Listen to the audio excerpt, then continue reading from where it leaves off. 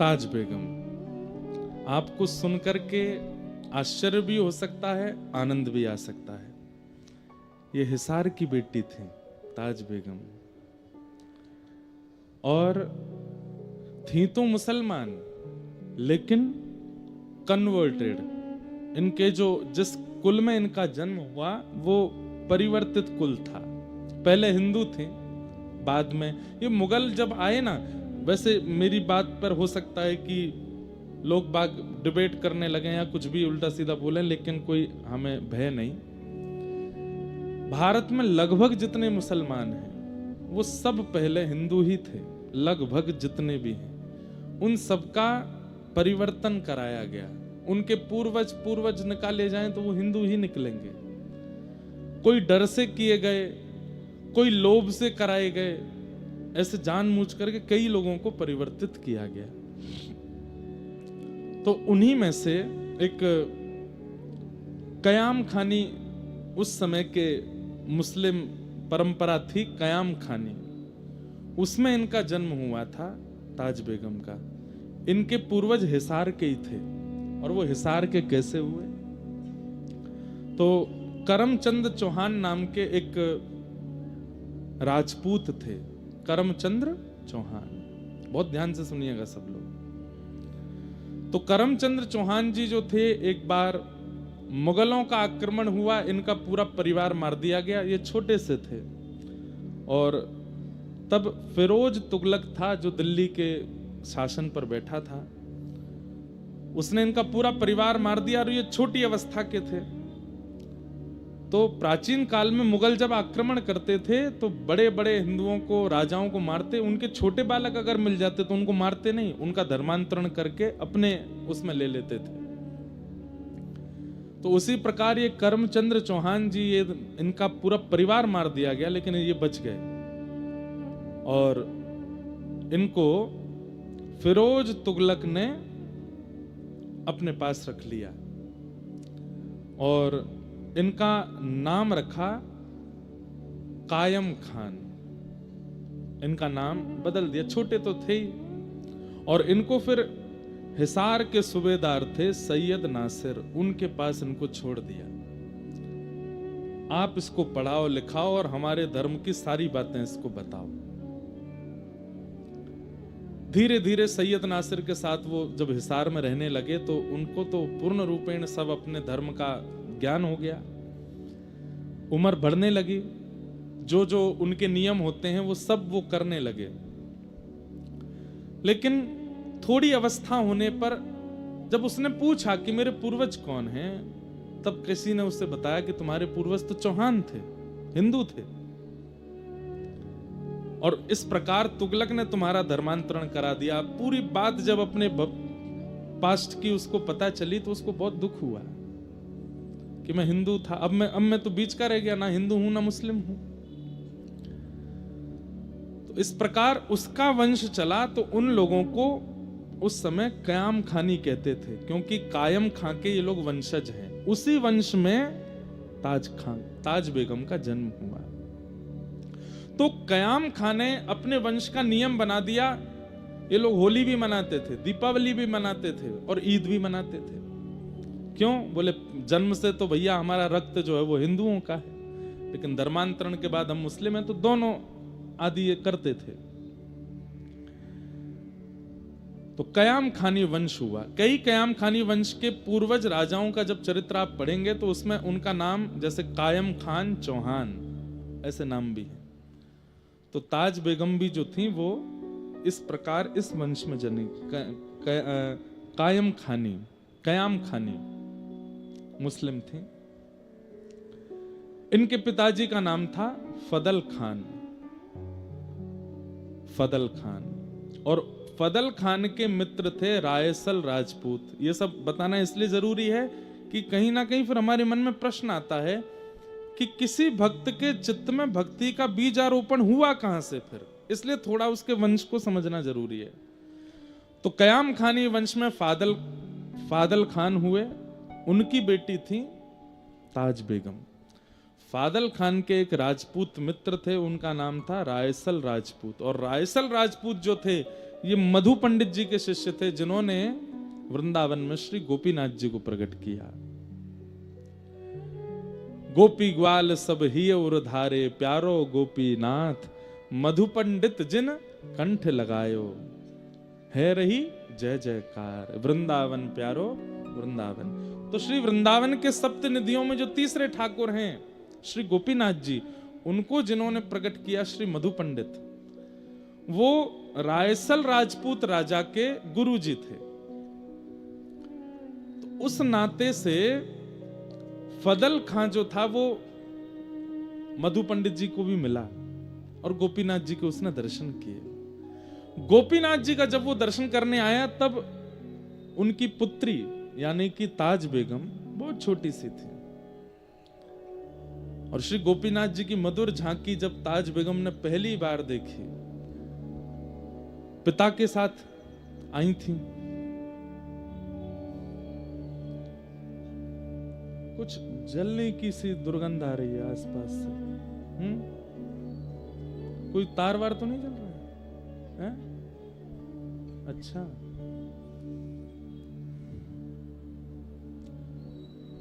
तो क्या बता रहे थे हम? हाँ, तो श्री गोपीनाथ जी का दर्शन किया पहली बार, छोटी सी हैं।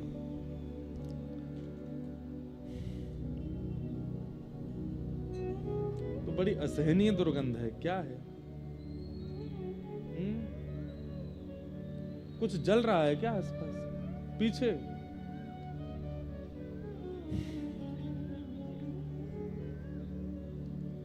इत्र सूंघ लो। ऐसी कथा कह लें हम। हे मेरे नाथ रक्षा करो।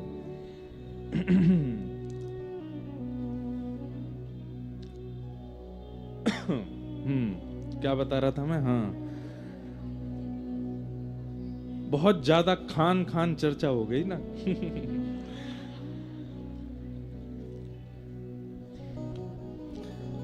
तो सुनिए सुनिए सुनिए। हाँ, तो पहली बार गोपीनाथ जी को देखा।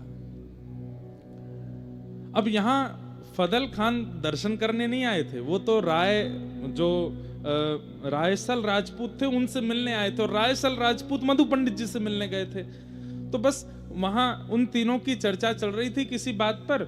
यहां ये खेलती खेलती आंगन में, और ताज बेगम अंदर चली गई, और अंदर जाकर के जब ठाकुर जी का इसने दर्शन किया, बस दर्शन करके मानो जैसे गोपीनाथ जी बात कर रहे हों, गोपीनाथ जी को भा गई। भैया देखो, आप कितने भी भक्त चरित्र उठा के देख लीजिएगा, जितने भी भक्त बने हैं जिनके चरित्र व्यासपीठ से गाए जा रहे हैं, या तो वो ठाकुर जी ने स्वीकार किए हैं। भाई हम सब ठाकुर जी को स्वीकार करते हैं, पर हम पर ऐसी कृपा नहीं होती। दो ही भक्तों के चरित्र व्यासपीठ से सुनाए जाते हैं, सुने जाते हैं, पढ़े जाते हैं। पहले वो जिनको ठाकुर जी ने स्वीकार किया, दूसरे वो जिनको गुरुदेव ने स्वीकार किया।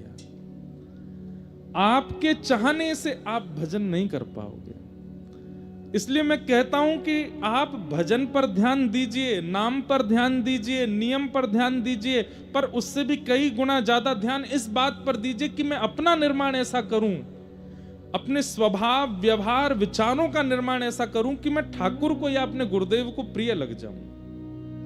क्योंकि उनका प्रिय बनना बहुत जरूरी है। लोग बाग क्या कर रहे हैं, नियम पर बहुत ध्यान देते हैं कि हमको इतने घंटा भजन करना है, इतनी माला करनी है, ये करना है, वो करना है, पर इन सब के चक्कर में अपने विचार और व्यवहार को वो लोग अच्छा नहीं बना पाते, इसलिए गुरुदेव और गोविंद को कभी प्रिय नहीं लगते। 2 लाख नाम जप रोज कर रहे हैं, लेकिन व्यवहार में अहंकार है। हर महीने गिरिराज जी की परिक्रमा कर रहे हैं, लेकिन विचारों में काम क्रोध भरा पड़ा है।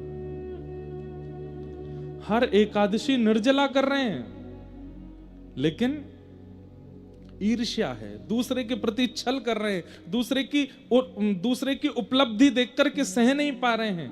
विचार और व्यवहार में शुद्धि नहीं है, कितने भी नियम कर लीजिए ठाकुर जी के प्रिय नहीं बन पाओगे। हमारे जीवन का कल्याण क्या है? हरि को हम प्रिय लगे ना, हमको हरि प्रिय लगे ना, हरि को हम प्रिय लगे, हम हरि के प्रिय हो जाएं। ग्रंथ में वर्णन आता है कि ताज बेगम का स्वभाव था, वो भले ही मुस्लिम कुल में जन्मी, लेकिन उनके मन में दया का भाव था। वो कभी भी अवसरों पर, इनके उत्सवों पर जो भी मांस आदि खाने का प्रकरण होता था वो नहीं खाती थी, बल्कि लड़ती थी अपने पिताजी से। पिताजी, एक जीव को मार करके हम कैसा उत्सव मना रहे हैं, हम कौन से भगवान को प्रसन्न कर रहे हैं? जो एक जीव की मृत्यु स्वीकार कर रहा है वो परमात्मा एक दिन हमारी मृत्यु भी स्वीकार कर लेगा। ऐसे परमात्मा को हम कैसे भजन कर सकते हैं? पिताजी इस बात से बहुत लड़ती थी अपने घर में, दया की भावना थी, इसलिए गोपीनाथ जी को भागे। छोटी सी ताज बेगम मंदिर में प्रवेश कर गई। यहां बाहर बैठे मधु पंडित जी को अचानक से पता चला, उस समय किसी का भी मंदिर में गैर हिंदुओं का प्रवेश वर्जित था। क्यों? क्योंकि रूप बदल करके भीतर मंदिरों में जाते थे गैर मुस्लिम, और मंदिर में प्रवेश करके गर्भगृह में मांस के टुकड़े फेंक के आते थे, अपवित्र कर आते थे। और एक बात और बताऊं, हमारे यहां अपरस का नियम ज्यादा नहीं था, सबको मंदिर में जाने का अवसर मिलता था और सबको ठाकुर जी की कम से कम दहली तक प्रणाम करने का अवसर मिलता था। लोग ही कितने जाते थे? दिन भर में 40 लोग चले जाएं, 20 लोग चले जाएं, बहुत बड़ी बात। सबको ठाकुर जी की दहली तक, कहीं कहीं तो ठाकुर जी के चरण छूने तक का अधिकार था। मुगलों के बाद जब अपवित्रता इन्होंने फैलानी प्रारंभ की, तब अपरस की स्थिति, सबको नीचे ही रुकना है, ऊपर कोई नहीं आएगा, पुजारी जी को कोई नहीं छुएगा, ऊपर कोई नहीं, ये सब नियम बन गए।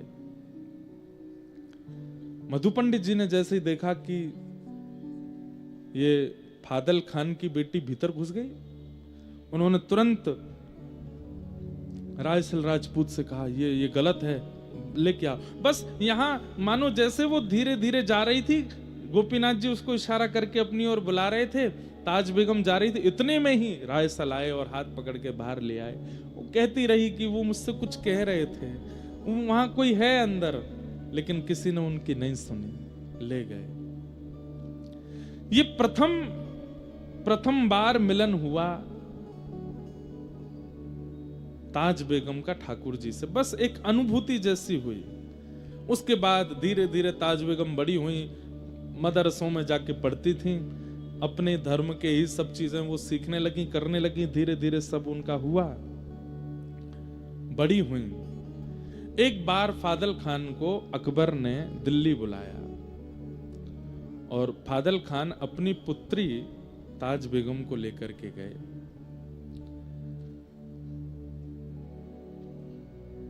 जैसे ही सभा में ताज बेगम पर अकबर की दृष्टि पड़ी, और वो जिस काम से बुलाया था वो काम वाम तो सब भूल गए। उसने फादल खान से कहा, हम तुम्हारे सब काम करवाएंगे, जो तुम कहोगे सब कर लेंगे, तुम्हारी जो जो हिसार में तुम चीजें चाहते हो, ये करवाना है वो करवाना है, और भी तुम्हारा सब हम करने को तैयार हैं, पर बदले में हमें कुछ चाहिए। बोले क्या?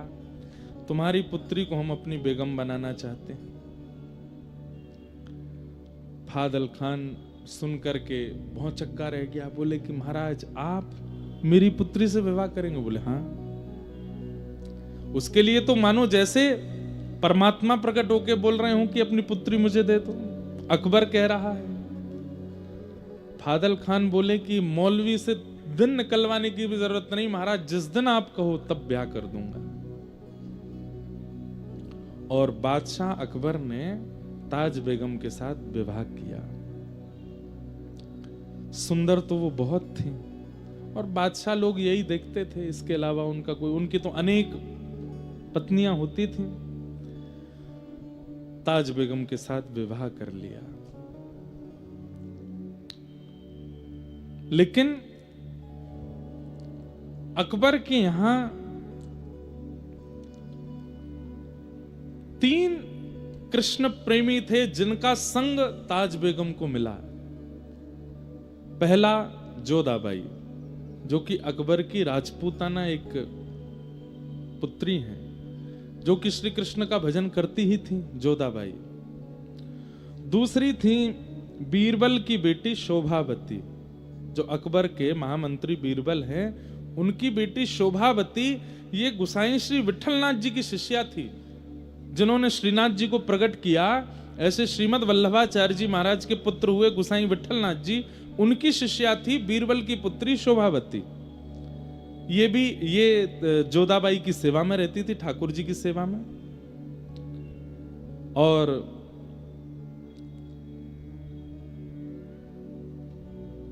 तीसरी हुई वृंदावन दास जी, एक थे, उनकी बेटी लीलावती।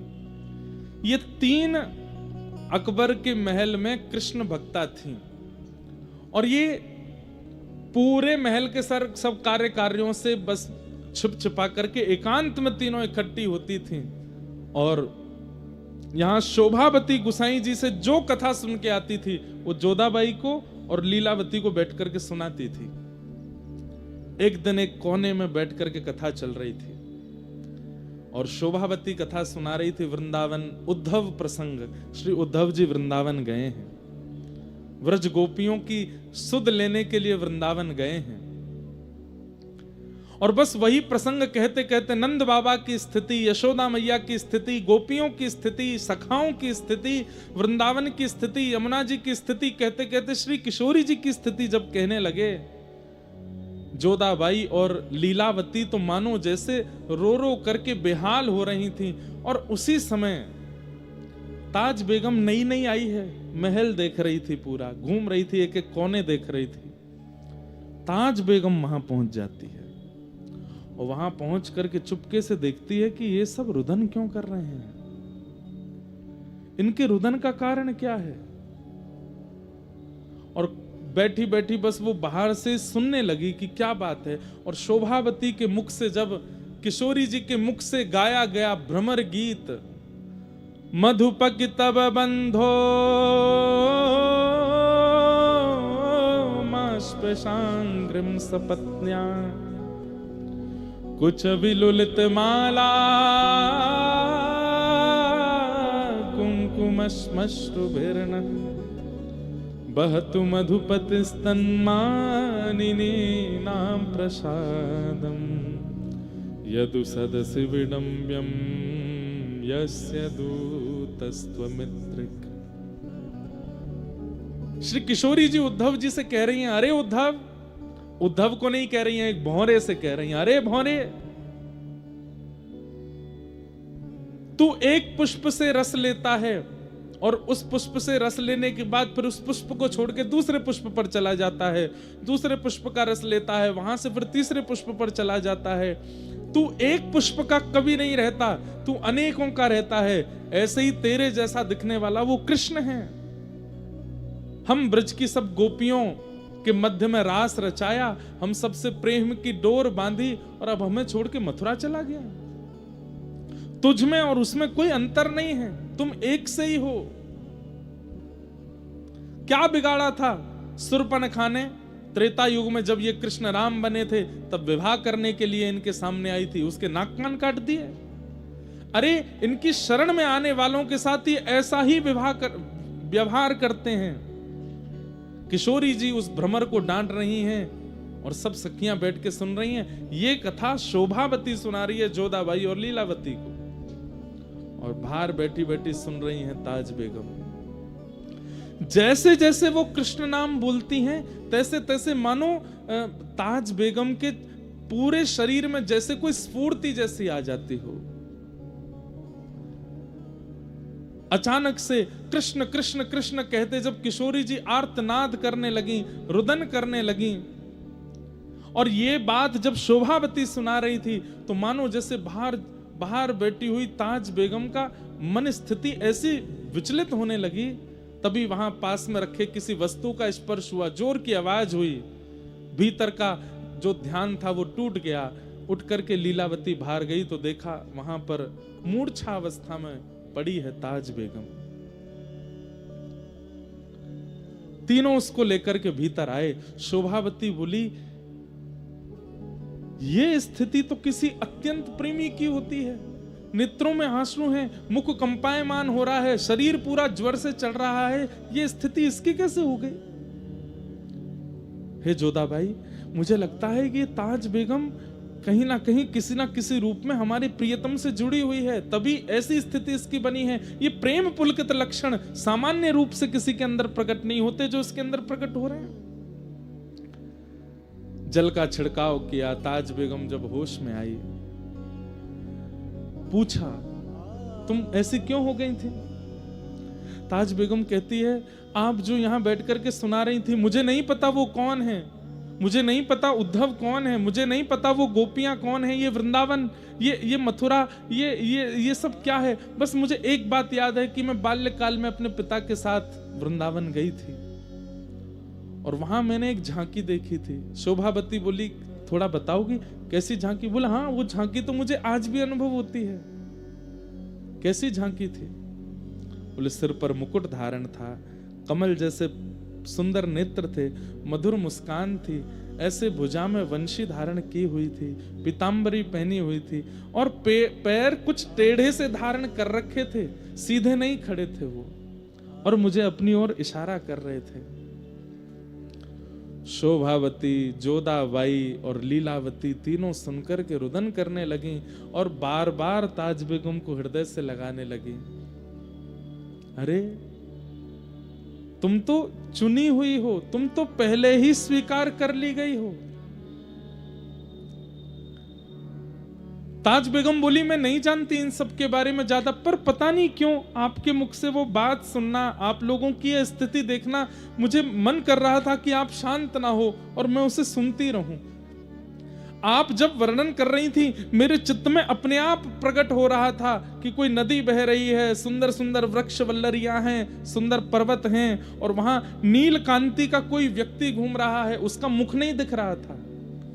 ये सारे अनुभव होना सामान्य बात नहीं थी एक जोधाबाई के लिए, जो मदरसों में पढ़ी है, जिसने पूर्ण रूपेण संपूर्ण मुस्लिम भावों को अपने जीवन में रखा है। वो कैसे अनुभव कर सकती है इन बातों का? ठाकुर जी ने चुना है उसे।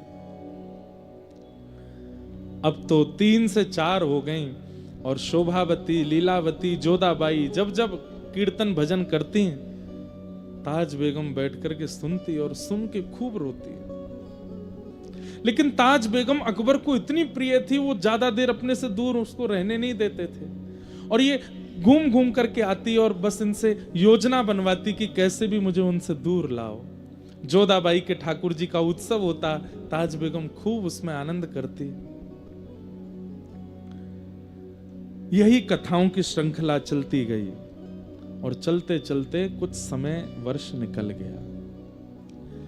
आज ताज बेगम शोभावती से कहती है, मुझे ऐसा क्यों लगता है कि मैं एक जगह रुक गई हूं, उससे आगे नहीं बढ़ पा रही हूं। मैं एक स्थान पर ही, एक भाव में ही हूं, उससे ऊपर मेरे भाव जा नहीं पा रहे हैं।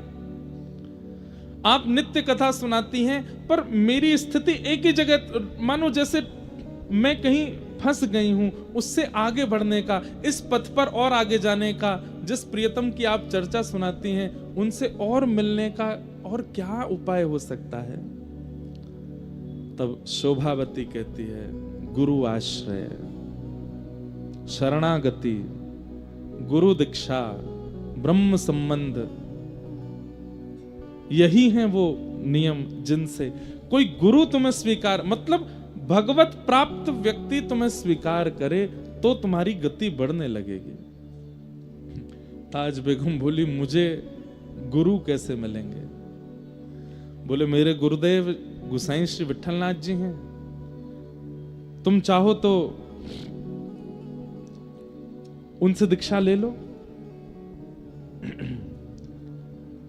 बोले, कैसे लूंगी मैं?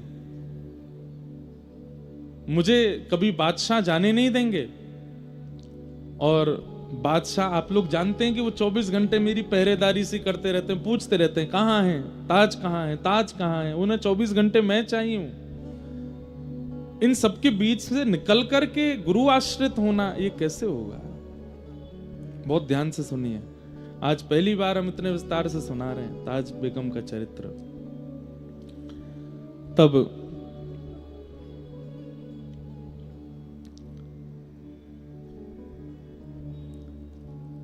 लीलावती, शोभावती ने कहा, पत्र लिखो और पत्र में गुरुदेव से ही पूछो कि इसका समाधान कैसे हो। तब ताज बेगम ने एक पत्र लिखा और पत्र लिख करके गोसाई श्री विट्ठलनाथ जी को भेजा। उस पत्र में लिखा कि मैं ऐसे ऐसे, ताज बेगम मेरा नाम है, मैं अकबर की पत्नी हूं, मेरे लिए बहुत दुष्कर है कृष्ण भक्ति करना, पर मैं फिर भी करती हूं, मुझे क्या क्या अनुभव होते हैं वो सब लिखा।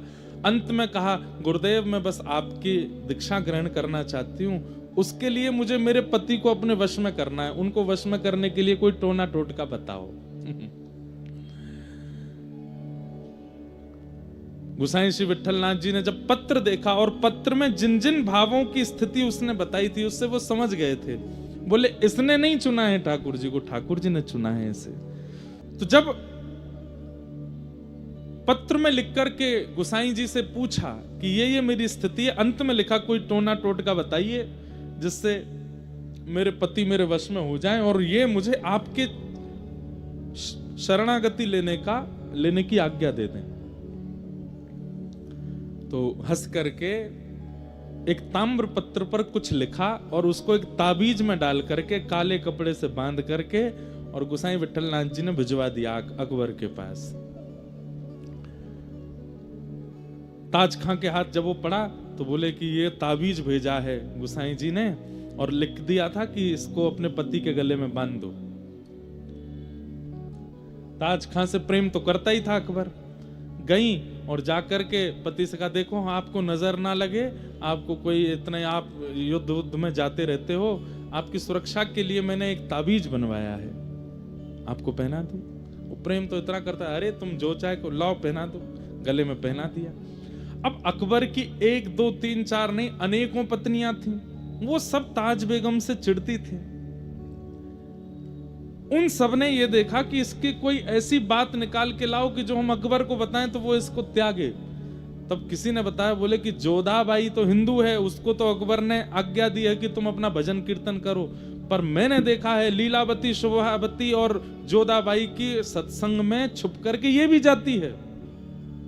और कहीं ना कहीं अकबर के गले में जो ताबीज है इसने किसी हिंदू फकीर से बनवा के मंगवाया है अकबर को अपने वश में करने के लिए। ये बात जाकर के अकबर को बता दी। अकबर ने ताज बेगम को हाजिर किया, बोले ये ताबीज किसी हिंदू फकीर ने बनाया, क्या ये बात सत्य है? ताज बेगम बोली, जी ये सत्य है। और क्या तुम जोधाबाई के सत्संग में और वो लीलावती शोभावती की कथा होती है, तुम उसमें जाती हो? हाँ मैं जाती हूं। बोले दंड तो तुमको दूंगा, लेकिन पहले मैं ताबीज खोल के इसके अंदर क्या लिखा है, क्या डाला है वो देखूंगा। और ताबीज खोल करके उसने अंदर से पत्र जब निकाला तो अंदर क्या लिखा था उसमें, कामन तामन टोटका। गोसाई जी विट्ठलनाथ जी ने लिखा है, कामन तामन टोटका यह सब डारो धोए, पिया कहे सो कीजिए, आप ही ते बस होए। क्या लिखा था कि ये कामन तामन टोटका टोना आदि इन सबको छोड़ो, तुम्हारा पति जो कहे वो करो, उसी में तुम्हारी भलाई है। ये लिखा था उसने। ये पढ़ करके अकबर तो बड़ा खुश हुआ, बोले फकीर तो बहुत अच्छे हैं, इन्होंने तो स्पष्ट लिख दिया है कि ये टोना टोटका वगैरह इन पे भरोसा मत करो, पिया कहे सो कीजिए, आप ही बस हो। मेरा मन हो रहा है, अरे ये ताबीज तो बहुत अच्छा है, ये ताबीज तो है, तुम सब इसकी शिकायत, तुम सबको भी ऐसे ताबीज बनवाना चाहिए, पिया कहे सो कीजिए। गुरु कृपा कैसे होती है। मेरा मन हो रहा है इनसे मिलने का कि कौन है ये फकीर, कौन है। ताज बेगम का तो हाथ पैर कांपने लगा, कैसी गुरु कृपा। ताबीज में ऐसा क्या लिख के दिया है कि वो राजा के मन में, अकबर के मन में आ गया कि मुझे मिलना है इनसे। बोले गोवर्धन में विराजते हैं गोसाई श्री विट्ठलनाथ जी, चलो इनको मिलके आते हैं। इतना अच्छा बेगमों को ज्ञान देने वाले फकीर को तो मिलना चाहिए। आहा, निकल पड़े ताज बेगम के साथ गोवर्धन। तलहटी में पहुंचे, अब अकबर बादशाह तो पूरे भारत का है, तो उसके आगे तो आना पड़ता था। गुसाई जी वैसे किसी बादशाह को देख के हमारे ब्रज के संत ज्यादा उसको देते नहीं थे, लेकिन अकबर में थोड़ा, आप अकबर को देखें, इस पर संतों की बड़ी कृपा। स्वामी श्री हरदास जी का चित्र जो आज पूरे विश्व को मिला, ये अकबर ने बनवाया था। स्वामी श्री हरदास जी का चित्र जो वीणा हाथ में लेके हम सब दर्शन करते हैं, वो अकबर ने बनवाया था। और कहते हैं जहां पर अकबर बैठ के नमाज पढ़ता था, वहां पर मीराबाई का और गोस्वामी तुलसीदास जी का और स्वामी श्री हरदास जी का, इनके चित्र लगे रहते थे। इनका नित्य दर्शन करता था वो। गोसाई श्री विठलनाथ जी के पास गए, वहां जाके उनका दर्शन किया, सब बातचीत हुई। लेकिन गोसाई जी तो अंदर की बात जानते हैं कि ताज बेगम तो चरणाश्रित होने आई है। तब कहा कि आपकी बड़ी कृपा है, आपने मेरी पत्नी को, ये ज्ञान तो सबको मिलना चाहिए, आपने बहुत अच्छा लिखा, मेरा मन हो गया आपसे मिलने का। तब उन्होंने कहा, आपको नहीं पता है पर मैं आपको बता देता हूं, आपकी जो गृहिणी है ताज, इसमें जन्म सिद्ध भक्ति के गुण हैं हमारे ठाकुर के प्रति। अकबर ताज की ओर देखे, ताज बेगम कुछ ना कहे। क्या ये सत्य है? बोले जी। लेकिन इस पर आप कुछ कर नहीं सकते। देखिए, वो आपका कुछ बुरा नहीं चाहती हैं, और ये तो स्वतंत्रता है, वो किसी को भी भजे। वो मुसलमान है, लेकिन आप तो जानते हैं ये कायम खां परिवार से हैं, इनके पूर्वज तो हिंदू ही थे। इनके मन में थोड़ा कृष्ण भक्ति है, तो ये चरणाश्रित होना चाहती हैं, मुझे करने दीजिए। अकबर बोला, मैं रात्रि भर सोचूंगा। लेकिन अकबर के ऊपर भी कैसी कृपा, रात भर सोच के उसने सुबह आज्ञा दे दी। बोले ठीक है, तुम इनसे गुरु दीक्षा ले लो। और आज वो नाच रही हैं, नृत्य कर रही हैं गोवर्धन की तलेटी में। ताज बेगम के जीवन में एक चीज का आपको अनुभव होगा कि इनको ठाकुर जी ने बहुत वियोग नहीं दिया। वियोग दिया है, अंतिम समय में आएगा वो चरित्र भी, पर प्रारंभिक समय में इनको बड़ी अनुकूलताएं मिली। बहुत जल्दी जल्दी भक्ति का मार्ग प्रशस्त होता चला गया। और गोसाई श्री विठलनाथ जी से इन्होंने चरण शरणागति प्राप्त की। प्राप्त करने के बाद गोसाई जी ने इनको मंत्र आदि दे दिए और कहा, आप सेवा वेवा तो तुम्हारे यहाँ होगी नहीं, बस तुम ये मंत्र जप लिया करना, जाओ। और ताज बेगम वापस दिल्ली आ गई। यहाँ पर जोधाबाई ने और आदि वो जो दो सखियां और थीं, शोभावती और लीलावती, उन्होंने उत्सव मनाया ताज बेगम के इस मंगलमय दिवस का। आज गुरु दीक्षा हुई है।